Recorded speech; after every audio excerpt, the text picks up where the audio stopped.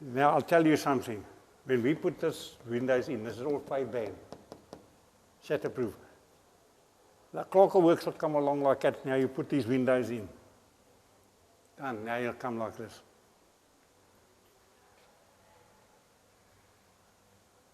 Little scratch. Writes it down. You get a list of what's name, so-and-so, scratch on it, replace it. And it ended up like that, and our firm nearly went off their head. Because what was happening, the workers on the job, I'm talking about other blokes from other, they stand by the windows and you know how it is, and they scratch like that, there, like that, you see there. They won't accept that. So in the end, what I did when they said this window scratch, and that, I'd take one from somewhere else, put it in, put that one up there. So the firm said to me, good boy. This is James Serra, but his friends and acquaintances know him as Billy. He's not rich, and he's definitely not famous, so why make a film about him? Well, in the past 40 years, he has worked on some of the landmark buildings in South Africa, often spending months away from his family. He's a great storyteller, and although not at all politically correct, at 80, his stories provide us with a unique glimpse into the South Africa of the past as well as the present. He is also my father. Sandra, your mother looked so beautiful there. My eldest little daughter. Her mother. Looks like a duchess, yeah. That's her mother and my other daughter. I used to ride a Durham and this one, yeah. In the boot. Hey, look at them. My father with his hat on. She looks like a duchess, He yeah. never used to take his hat off. Denise was pretty when she was young. Look how beautiful she is. Not that she's ugly now, but that's why Billy fell in love. These little girls, they're going to be 6 and 7, 6 February. They're going. This one's going to school now. No, there you can see all the photos. I remember that No, one. that's years ago, eh? I had hair still there, thin. My grandfather, Francesco Serra, was an Italian immigrant who came to South Africa with his family in 1903. He was 9 years old. He met and married my grandmother Elizabeth, and they had 4 children. This cute baby is actually my father, and here's Dad as a young man. My grandfather became a naturalized South African citizen in 1936 and never once returned to Italy. He entered the building industry and became a master craftsman. My father actually wanted to become a farmer, but circumstances led my father to follow in his father's footsteps.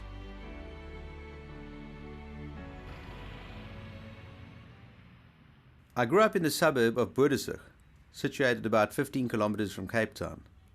The town was unfortunately named after P.W. Botha, one of apartheid South Africa's most hated prime ministers. Boerdesig was built by the then Department of Community Development, which provided cheap housing for poor communities. My father earned so little that our family qualified for this apartheid-era RDP housing. While some houses were constructed of brick and mortar, others were prefabricated wood. It was in such a house that I grew up. This park is the only park in the area and was the place where neighborhood kids congregated. Ironically, today as we filmed, we came across a black and white boy swinging together. As this was a white suburb, I never played with black kids. The first time I got to have a normal conversation with a person who was not white was when I attended university at the age of 18.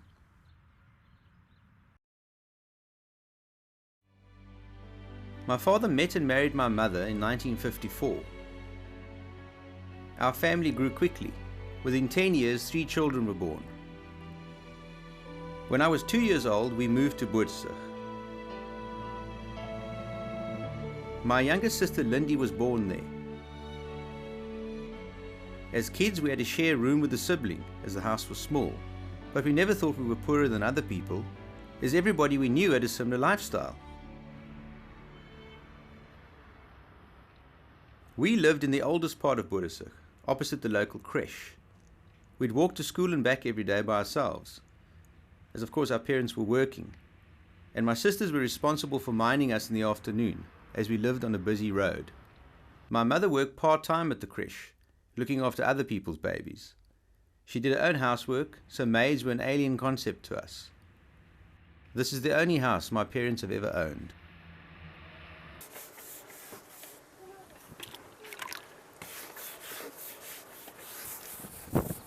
The thing is, if you don't look after it, it's also no good.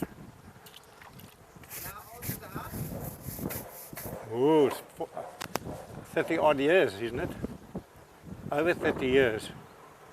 Your mother should know. So it's a long time. If you come to think of it, 40 years and it's still... But the thing is, if you don't look after the rots, this rots very quick. So why did they build them out of wood? Because at that time that was a government, as a economical sort of a house for the working class in our days. A cheap house. Cost 6,000 rand.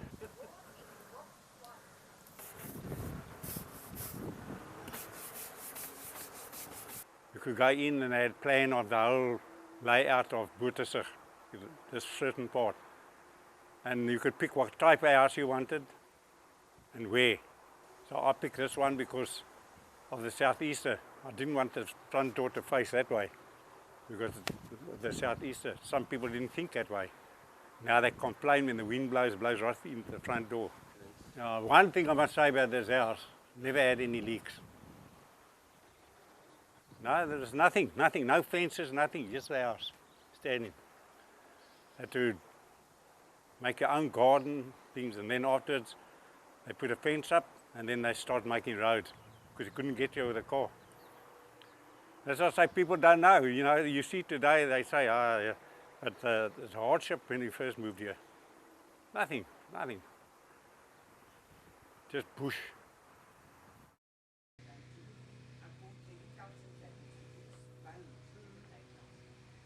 I have decided to take my father back to some of the places from his past in order to capture on film some of his old stories.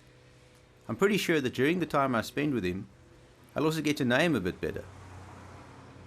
We have a good relationship, but he doesn't ever talk about his innermost feelings, so maybe he'll open up a bit to me.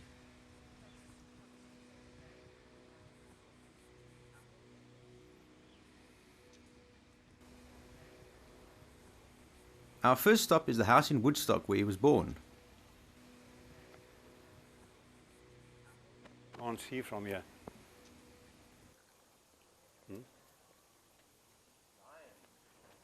It was beautiful here in those days, beautiful here. My auntie stayed upstairs with my cousins, and downstairs was my granny and Celia and, you know, Lily and what's her name. My mother and father boarded here for a while and I was born here. This used to be like a, I would say, a estate. This whole business was a estate. They had gardens here and that, and then my granny got that place. It was part of it. I suppose what it was slave business and servants. In there, that place over there, I think it was little rooms. Yeah, you see, they changed it now. What a luck. The owner is home and allows us inside. What's a farm, a big farm here. You see that staircase used to go up to my aunt's place. Hell, this place has gone down, eh? Look at it, eh? It started heartbreaking, you know, when you... How many years do you think it is since you were here? Eh? No, it must be over 70 years. But I still got photos taken as a baby here in a pram. You haven't seen any ghosts? Actually, upstairs, my tenants said that the tenants got freaked out for about 2 weeks. They thought they saw something moving in that, but I said no, they're partying. No, I used to sleep in this room, and I'm telling you now. Yeah. Eh? Well, the I used to often... Or maybe I just don't believe in them, but I've never seen them. Because it used to be slave quarters underneath here, eh? At one time, yeah. My grandfather died up there. Really? My granny that died, she died here. My grandfather died here, so they all died in this house. Yeah. So you've had quite a lot of deaths in this house if you look back. Yeah. My mother's father was a McDonough. A what? McDonough, not Donald McDonough. He was an Irishman, came out from Ireland, and he married my gran. He left here, and he went, in those days was Cecil John Rhodes' days, to Rhodesia. and he vanished. For years I never heard of him, nothing. Then my granny, after 7 years, remarried. She married a wolf. That's my grandfather, was a German. They had children. My mother was a McDonough. There was three, 2 sisters and a brother. It was a McDonough. Then my granny married a wolf. And she had 3 children from wolf. And after about 10 years, 11 years, McDonough arrived here. The one that was missing over all the years. Yeah. So actually, she was still married to him. So what happened? That's illegal. Yeah. No, but in those days, after 7 years, he could remarry. Oh, really? Yeah. Okay. So he came back, so what could they do? They gave him a room up here. Okay. He was grey, white hair, thin. He got Where had he been? in Rhodesia, but he got, what do you call it? Malaria, all kinds of things. What did he say to his... Well, the exploring, he liked to explore. So he stayed up here and he died here. Now you'll see a big difference from this lovely big place to a small, pokey little place. Yeah. Yeah, that one there. Oh, that house. But there used to be another house on the corner. Ah. The Oars used to stay there, but of course they knocked it down and they built this building there. But that was our house. Just 1 bedroom in the front, a long passage, and then another room. That's all. And then a kitchen right at the back, and a little yard, and a lane used to run up the side. We used to play here in the street. Play all this, because no cars. There was no cars in those days. No one had cars. Well, if you had a car here, you were rich. No, it was all working class, you know what I mean? Our place was a very small place. That's why we had to, my father built in Pinelands. A lot of whites still stayed in Woodstock and Salt River, but there was coloureds also. But in Observatory, no. That was like out, like you would say Rondebosch was out of the, in those days, Observatory was the suburb out of town. There wasn't much from there on. Funny how things have changed. That's why I say that house there now, what we went to now, my granny's place, if you saw it in those days when we were kids, it was the most beautiful view, as he said. It's a pity that you could see the whole docks, the whole of Cape Town. Of course, they never had the high buildings and that. You could see the boats coming in. We used to sit there and watch, in those days you used to get the boats from England. You know, the passenger liners, and we used to sit and watch these boats coming in and that. Pinelands is a very nice place in the early days. This part of Pinelands is beautiful. My pal used to stay here, Morton, the one pal, and the Pikes used to stay here. The Pikes, they were rich. This one here. See, they put a bloody wall up. This oak tree my father grew is dead. Of course, we used to ride horses and that in those days too. We used to ride up and down here, and I still fell there, hit a tree and broke my wrist. The one next to the... Next to the other side of the bioscope here. Okay, you see other people park here, look.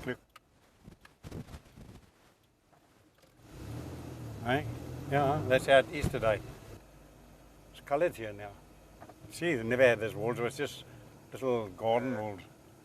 It was very small, just one passage, and rooms off it, eh?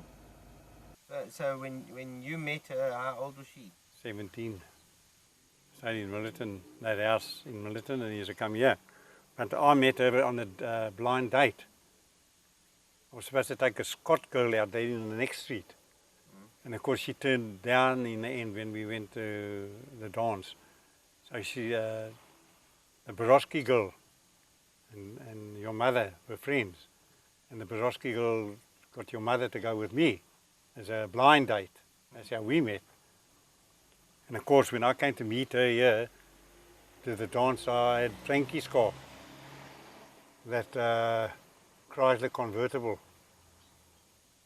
That Chrysler convertible was one of the only car imported from America, left-hand drive. He had beautiful cars, my brother. So I had the car to go to the dance. So of course when I pulled up here in those days here with that car, with the hood down, it was a white cream, beautiful car. And I stopped here, everyone in the street came out.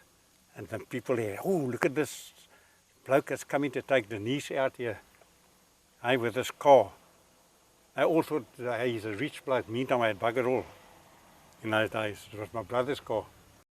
This one there, your mother and I. We stayed with my mother and that, and then we moved here to get our own place. And once that place came empty, then we moved up there. It was quite nice flats. It was well built.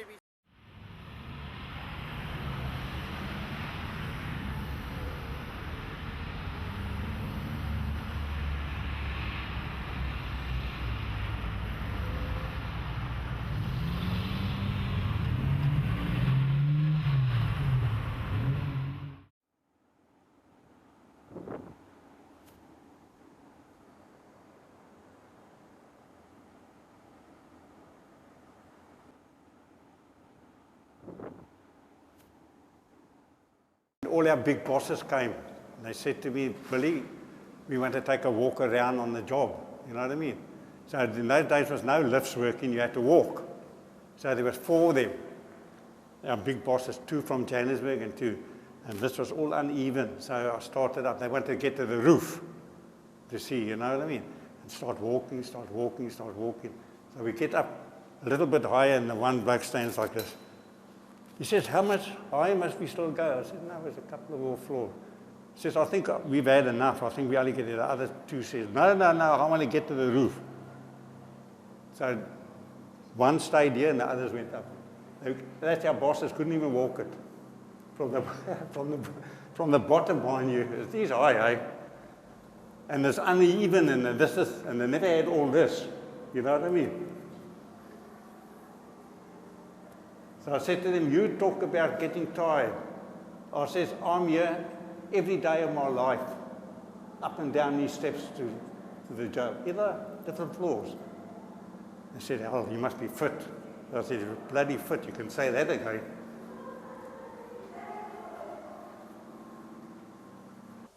What happened here, it was such a big job that what we did, we gave part of it to Wispeco to do some windows, Wispeco. And that's how it ended up that I worked for Wispeco in the end. Wispeco bought out Frederick Sage. They worked for us as a subcontractor, and in the end up they bought Frederick Sage out. And they took me over because I was still on this job. You know, they took over certain blokes. But they said, boy, you're the first bloke we want because you're the only one who knows this job. Look at, I mean, when you look at the size of the outside here. Eh? Would you say that, were you happy that you chose to be in the building industry as a career? Not really.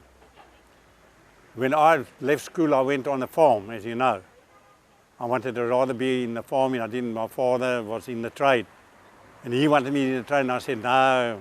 Then I went as an armature winder. And then what happened, the war broke, you know, in the war, and they said, no, you can only take 2 apprentices. So I was the 3rd apprentice in there, so I had to go back. So I went to the farm. And then, of course, when that farm business ended with that bloke, you know, then I came into the Barney Chapman there in Salt River. That's how I started the trade. But not that I really wanted to be in the trade. Cost a bloody fortune, this place, and look what it looks like. Look at that over there by the lift shaft. Up there's the motor room. That was hanging the job, putting those frames in there. We had to do it from outside with the cradle, you know what I mean, to fit that. I've tried to fire 2 blokes for stealing aluminium from outside, 2 of the labourers. And they caught. You know what they did? They pinched the aluminium, the long pieces of aluminium, and they cut it up, make a bundle, and then they used to go into the graveyard. You got the Muslim graveyard, and then the old graveyard where the hospital's built. They took part of it.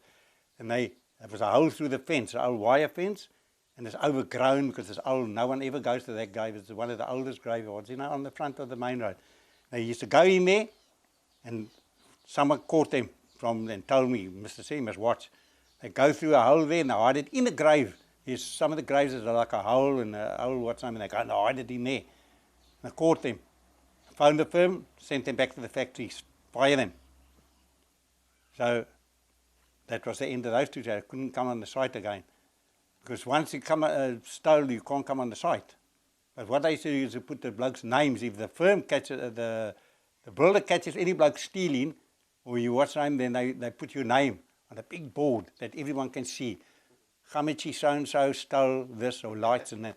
You know, so it's a whole business to stop the blokes from stealing. So those 2 blokes that I fired went to the factory. So when they got to the factory, they wanted to fire them, so the union came along. And the union says, no, you've got to give them 2 warnings, and you can't do this, and you can't do that. So the firm couldn't fire them, but they weren't allowed to come back on the site, because the builder would have kicked them off too. And then about 2 weeks afterwards, one of the boys that I sent back comes up there delivering stuff with the firm's van. He's got a better job now. So I phoned the firm and said, what's this? They said, yeah, but we couldn't fire him, so we can't give him anything, so we make him deliver now. Even driving a van now. Eh? That was the biggest job Brimley Briggs ever had. You imagine over all the years, that was the biggest job. When they got that job, they gave a party for everybody in the factory because it was the biggest contract they ever had. How long did it take? A couple of years. What was it? Cruise care was about 3 years or something like that. Quite a long time. A big job at. They even had a wooden cabin put up for me with a stoop and all, fridge in it, everything. It was such a big job. I'll never forget that job. When I got that job, Herbert, he was a rep for this, and he got the contract. And he came running. I thought, what thing is he? He came to me, he says, Billy, I've got a nice job for you, just like that. I said, nice job? He says, yes, we got Groeske Hospital, and I want you on it. Just like that. He says, a big job, our biggest job we ever had. And he got killed while we were on that job. Coming to the job, he got killed. While we were working there. He used to come every morning to see me. Came in the morning before. He walked into the office, and I was doing timesheets and all that. Walked into the office, and he says, hello, Billy, how are you this morning and all that? Because he was a bit of a difficult bloke. So I said, no, fine, and sitting, and he sat opposite me like that. It's the first time he's ever like sort of sat, and he was talking to me. And I thought, for the change, you know, because he used to be always moaning and groaning. And then he walked out, and he came back, and he says, anyway, Billy, thanks for everything, you know, see you tomorrow.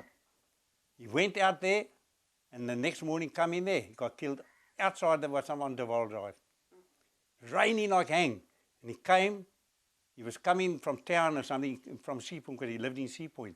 He's coming because he's coming down that way, you know, Deval Drive, and you turn in to go to Groeske. And a woman swerved on the island and crashed. And he stopped his car, jumped out to run across the road to, what's his name, and the car hit him stone dead. And I never heard a thing. And then the afternoon, I walked into the main office of the builder, and he looked at me and he says, Hal, he says, it's terrible, eh? One of the managers, he says, Hal, it's terrible, eh? That news, eh? I said, what? He looks at me like that. He says, don't you know? So I said, no, what? He says, Herbert. He says, Herbert got killed this morning. I said, where? He says, here, the Deval Drive. Our firm never even phoned me to say that he got killed. Since the death of my grandparents, nobody ever visited their grave. We're not a very religious family. As this film is about family, I decided to help my father look for the family grave.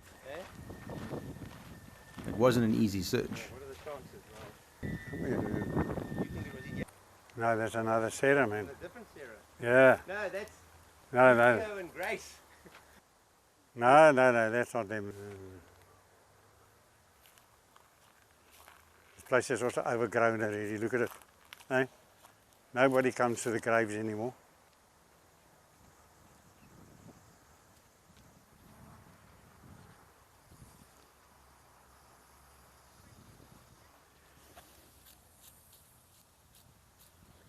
My grandfather, grandmother, and my mother and father. My grandfather and grandmother was buried in a coffin. My mother and father was ashes. Just shows, eh? That's the end of it. You know, no one ever wanted to come back here. As I said, what for? You know? Once you're dead, they say you're dead.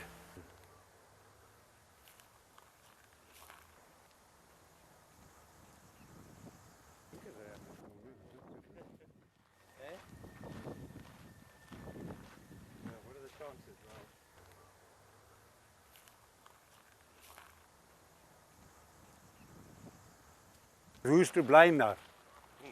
It's the people themselves, because they're not looking after the graves. So once you don't look after graves, what happens?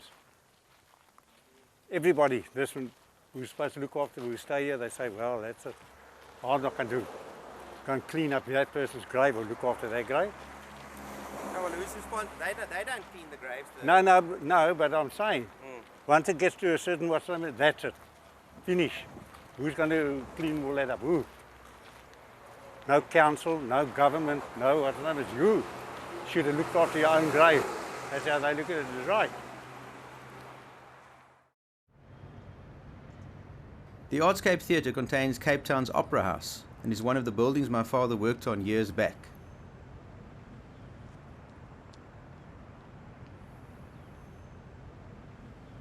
I sneaked him in to see if his work had survived the renovations which took place prior to the Phantom of the Opera being presented there. We had a lot of problems here, I think, with workers, you know, different subcontractors. And someone had a needle, must have had a needle, and it turned on the big fire hydrants. And the water came down and flooded the place down below. All the carpets in the foyers and all expensive carpet, had to pull a whole lot up. And had to put down temporary carpets for the opening. That was the start of it. See, we did all the paneling. All the wood, well, not that desk, but the woodwork. All this with the carpeting. Oh, okay, yeah. In other words, I set out all the what's name and then had the panels cut and then sent it to the carpeting people. See, all this.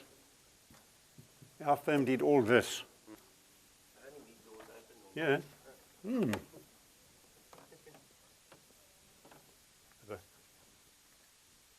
they're rehearsing. You can stand here. No, it's still the same paneling.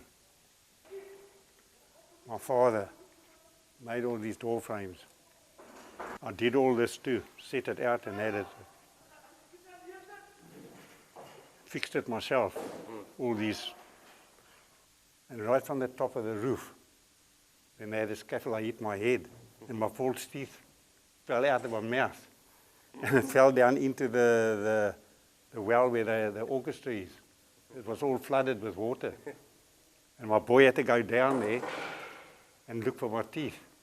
So he stood in the water, and I shouted from the top, "Where's my teeth?" He says, "I'm still looking for it, Mr. Serra, I'm still looking for it." In the end, he found it. All this year I had to set out to get it padded. There's lights behind here.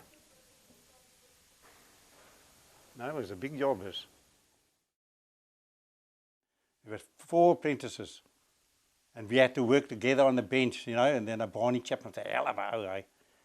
And we used to, you know, like work, but talk, comes past you.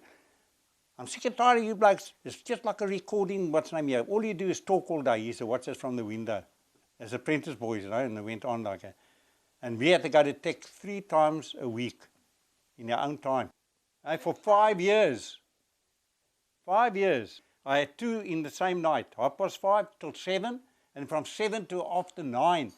And there I used to walk down to the parade and then catch a train. I'm into the station, catch a train to Pinelands. And I used to get home 10:30, 11 o'clock in the night. Can you imagine? That's apprentice boys. Where are they today? The Cape Sun Hotel is another landmark which kept my father away from us, working into the night for over a year. This year, Johnny Major did all the mirrors here on the outside. Peter Mathies ran the bottom part. Peter Mathies. He did the bottom part. I did from there all the windows and all the interior. That had to be done in the year, this whole job. 8 months. You see the lifts there, in the interiors of the lifts too. All the foyers of the lifts and the interiors of the lifts I did with the men. Yeah, there it goes up.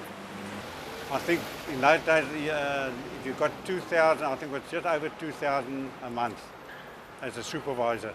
Used to work till 12 o'clock in the nights, things like that. Never got paid. This job here never had lifts when we started it. So you walk up the steps. You know what I mean? Concrete steps, and it's uneven. And that's 22 stories. And you've got men working in there on different floors. Now, if you're a supervisor like, oh, you've got all the plans and you've got to show them how to do the job. This bloke calls you from the 15th floor, Mr. Serra, can you come down to the 2nd floor? So-and-so's got trouble there, he doesn't know if it's right or that. Now, you come all the way down the steps here, down to the 2nd floor to show him what to do. And then the next minute, another bloke comes, he says, on the 20th floor, so-and-so is doing something there. And he wants to know if it's right. So my whole job, the whole day, is up and down, up and down, up and down, up and down. My family spend a lot of time together. Today is Christmas Day, and we're having lunch at my younger sister Lindy's house. Yeah.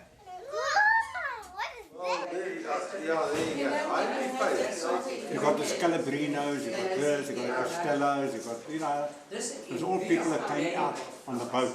And they sort of stayed in the community. Italian, when you get Italians together, it's the noisiest crowd you can ever get. You know what I mean? They talk very much loud.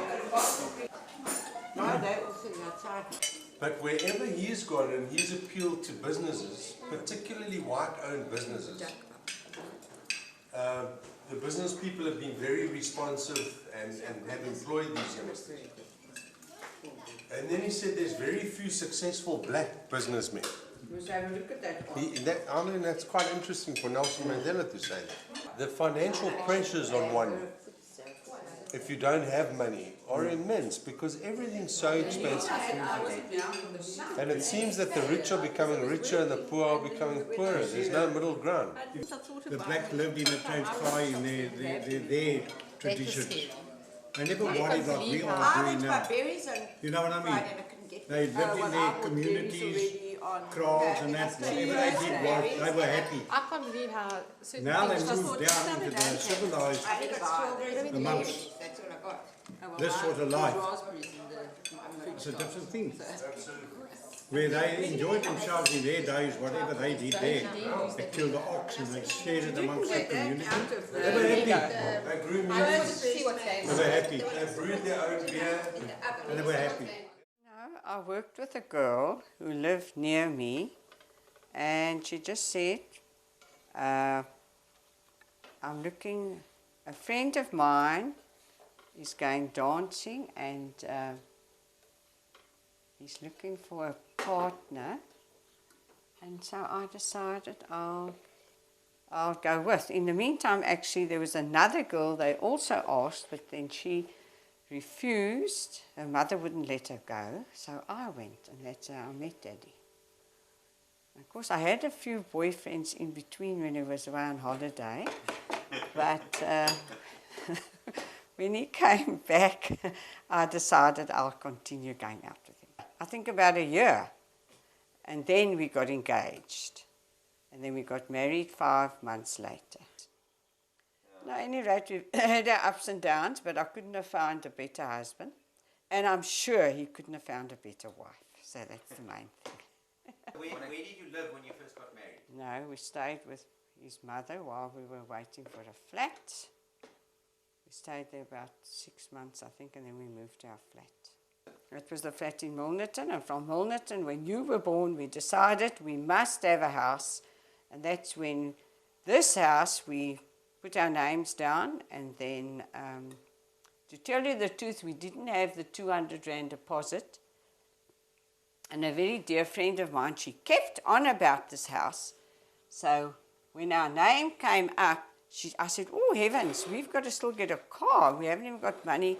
We've just bought a little Volkswagen now. We haven't got any money for a deposit.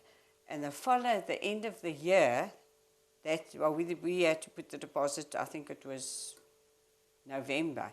And then the following year, December, we gave them their 200 Rand back. That's how we got this house. No, heavens, it was just sand. All these bricks outside. We went down to the race course they were building, and they'd finished building, and these were like excess bricks. We carried them in our little car, and we laid them all at the back. In the Volkswagen? In the Volkswagen. And there was a time when we first moved in, the milkman, this road was not tarred yet. You had to rush out in the morning to get your bread. The bread van would toot, toot, toot, and everyone ran out. And the milk, I think, also came around, and we had to collect the milk. And it was actually very exciting times. And I think the only shop they had at that time was in Milnerton. That was Pick and Pay. And I used to go with my baby in the pram, and I used to walk to Milnerton. Walk to Milnerton with the pram, and sometimes somebody would give you a lift. And of course, your father worked away a lot. He had to work away in the country, and when he went, I did the gardening in those days, and I even did window frames and all kinds of things to keep me busy. But I also knit a lot, and I do a lot of sewing. How often did he go away and for how long? No, he went away like sometimes 6 weeks at a time, mostly 6 weeks at a time. Once he had to go to Kitmanshoop for 18 months, and he'd only come home every two months. Then he would motor down, and I mean, I managed. I had my children, and I didn't have a car then. But you could get on the bus to town, you could get on the bus to Milnerton, so you weren't really stuck. Life wasn't hard all the time. It was a bit hard at times, but then if you've got a good outlook on life and you say you take each day as it comes and you make the best of it, and that's and everything in moderation. So everything is done in moderation. We don't overdo anything. So that's my philosophy of life. How he could cope is because he worked very hard, but when he came home at night, 6 o'clock, there was always cooked food on the table. He had his food. He would relax in the lounge with his Argus, and I would bring him his coffee. And say 9 o'clock, all the years he worked, he would go and bath, and he would get into bed, and he's just lucky. He's the type of man can just put his head on the pillow and he can be gone. So I think his whole attitude to relaxing helped him to be as healthy as he is. Because if you can have a hard day's work, and when you come home, you just have your food, chat a bit, relax, and get into bed, and try not to think about the day that was behind you, and don't even think about what you're going to do tomorrow, then you wake up in the morning and you completely had a relaxing night, and then you can face the next day. Because guys who worked with him, quite a few chaps, they had nervous breakdowns and they were scared of their bosses. But I mean, he's never been scared of his bosses. He's not even scared of me. I think as you get older, I think it's mostly men, where they work, they like to chat about the days gone by. I suppose it helps you. No, your father was a very good workman, and when I think of it, he should have been better paid as time went by, but anyway, we're just lucky that we've never had to get into debt or anything. My friend Sipho lives in Gugulethu, a black township built by the government in 1965 for black workers. I've known Sipho for about 15 years, but my father has never met him. This seems like the ideal opportunity to get the two of them together. Let's come into the house. Okay. And I'm building Another house. so that I can have some rooms. But looking at your place, when you look at this and what they building now for the people. For the people. How can the people live in something like that? Yeah, no, that is very bad. One room. One room, very small, very small. I mean, Very that's not a house. At the back of each and every house, they have built some shacks for the children. of those parents. When was this house built? Oh, 1950 something. 1965. And when was your house in Boodeshoek built? Yes, just now you're talking. It's over 30 years ago. That's 40 years. Maybe 40, about 30 odd years now. So it's about the same time. Yeah, I think it was.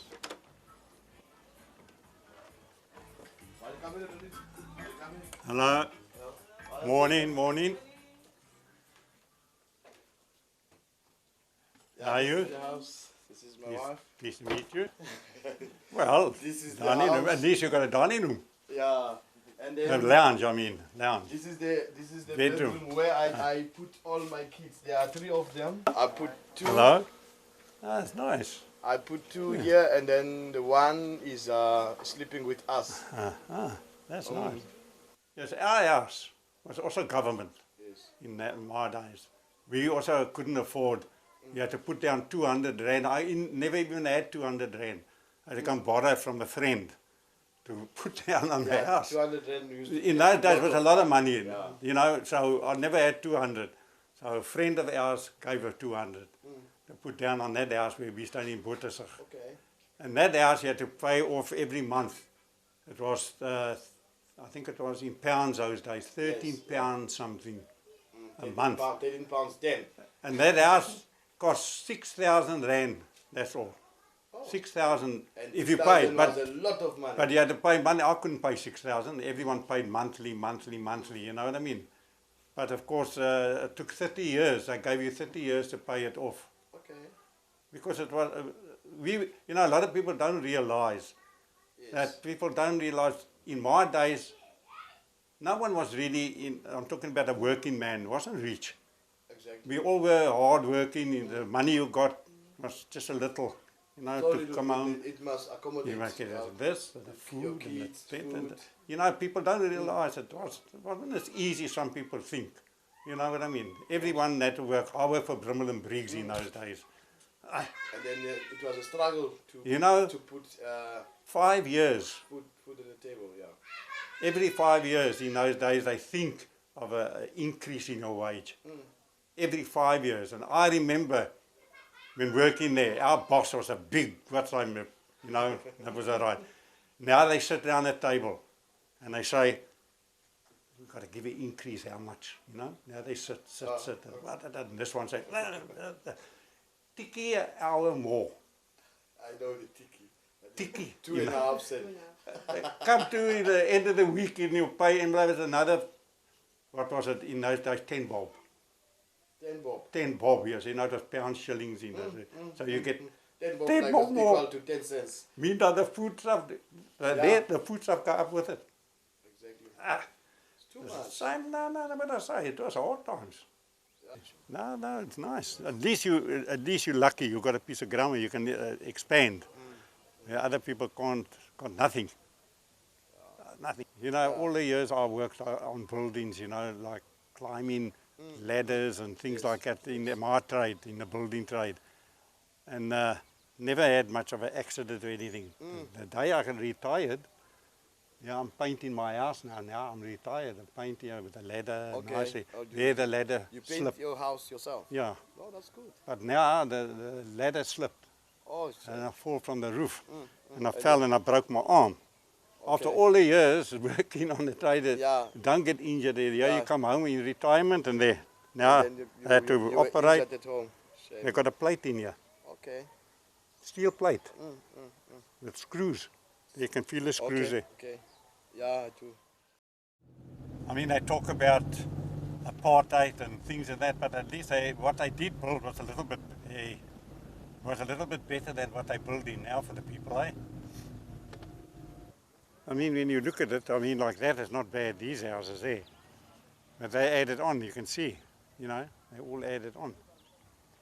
But this people, you see how nice she did her place up. And she must have a bit of money. Who is she? I like your place. I like your place. Is it? Yeah. Thank you very much. Hey? I come and stay there too. Yeah, you can come anytime. Yeah, this Bolo. Nipidile. Ani ba kalabanga suthi ngenyawo. Molo. How are you? I'm fine, thanks. Sorry. Yeah. You can see, Mr. Serra, this is the RDB house. Uh-huh. And then like everything is here. There's a bedroom, there's a lounge, there's A kitchen all in one room. yeah. And that is This is a toilet. toilet. You see, this is where the problem is. The cracks. Yeah. You see a lot of places when the wind blow too, when a strong wind. Some people, the roof used to also go, you know. Well, you see, this was a problem, I must admit, in apartheid days. It wasn't right. You know, for the white people, with the government, they built a better place. Yes. They build this place and they don't paint. Yeah, they don't paint. They don't you paint. do it yourself. They don't even plaster their houses. You do it yourself. This, yeah. Yeah, I mean they just build it roughly and then you get a key. So in other words, it wasn't plastered. It was not plastered. It was not plastered. All those houses were not even. There was not even electricity. There was not even a floor. There was like very small doors. It's a lot. There's a lot that people have put in. We have to put in. And yet, how much do they charge for a place like this? About 20,000.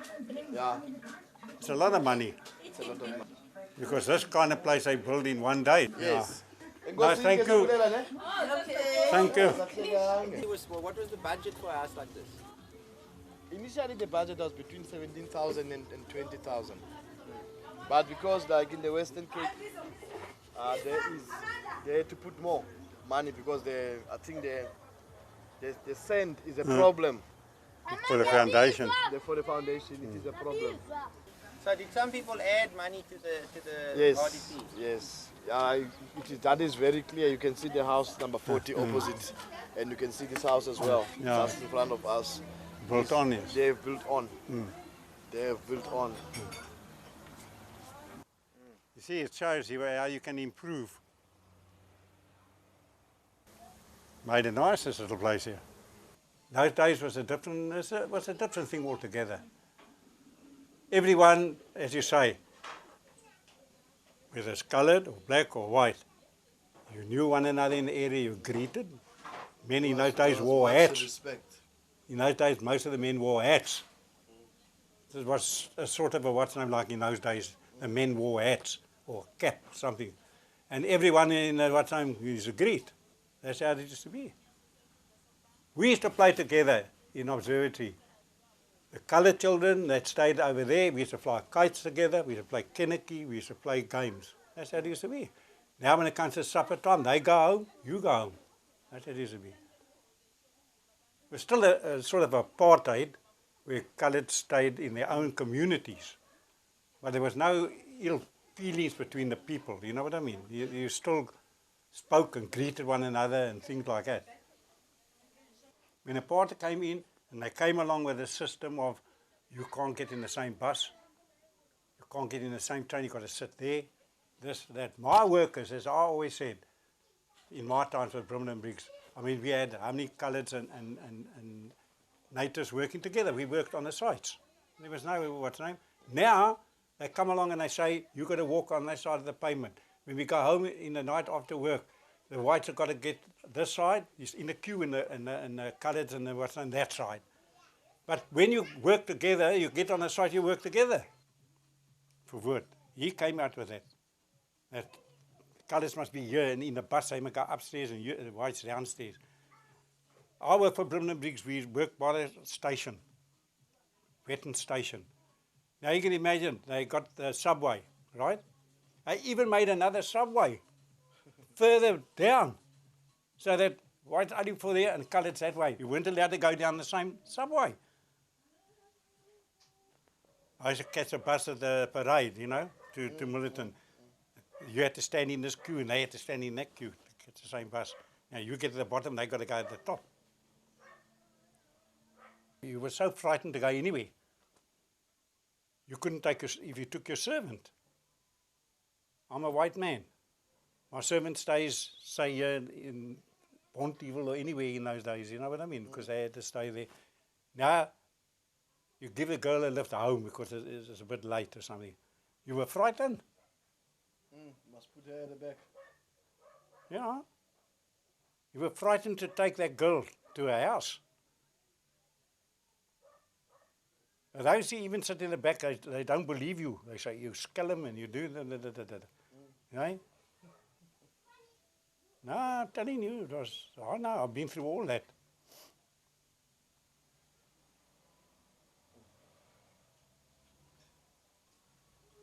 Tough was tough. That's what I say. People didn't do. I mean, bloody stupid. But that was for Voortis. He came out with this, what's his name? God knows what for.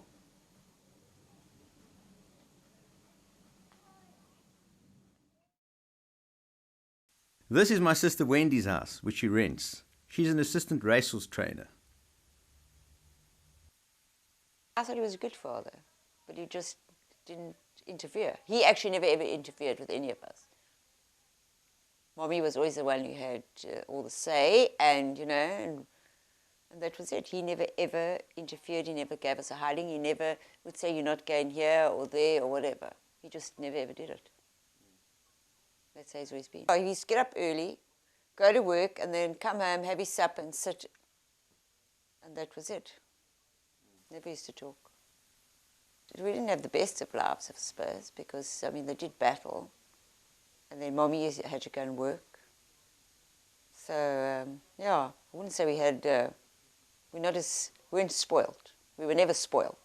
He worked very hard. I mean, that's why he was always travelling, and that's why you never really saw him. No, he worked very hard. That was his whole life, I think, working. I mean, we weren't rich. You know, if you want to, like, I mean, Chase and Genevieve, that to me were spoiled. I mean, if they wanted something, they got it. And money and what, we never used to get money and like sweets and go out and things like that, or go on holidays. And see, we never had that. We were a normal working class family, that was it. My elder sister Sandra has done very well financially. She and her husband recently built this house in the exclusive Atlantic Beach Golf Estate near Cape Town. As children, we didn't think that we were any different to anybody else.